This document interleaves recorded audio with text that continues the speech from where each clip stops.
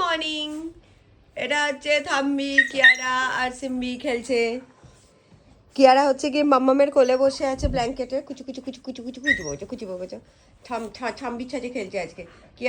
Kiara side থেকে খেলছে, যাচ্ছে একটুখানি। হ্যালো হ্যালো হ্যালো হ্যালো সিম্বু বেবি। ওর হাগিসটা খোলার চেষ্টা করছে। এটা হাগিস পরে আছে, কি কিউট লাগছে। এই হাগিসটা পরিয়ে যে আমার কি আসান হয়েছে, মানে না হলে ওরা যতই চেঞ্জ করি না কেন সারা রাত জেগে জেগে তার অতবার চেঞ্জ করা যায় না। একটু হলেও ভিজে থাকতো চাদর টাদর, আর বেচারাদের ঠান্ডা লেগে যেত, তো খারাপও লাগতো, টেনশনে আমারও ঘুমের ডিস্টার্ব হতো।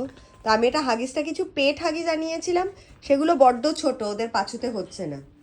তারপরে আমি বেবি হাগিসই আনিয়েছি এক্সেল সাইজের।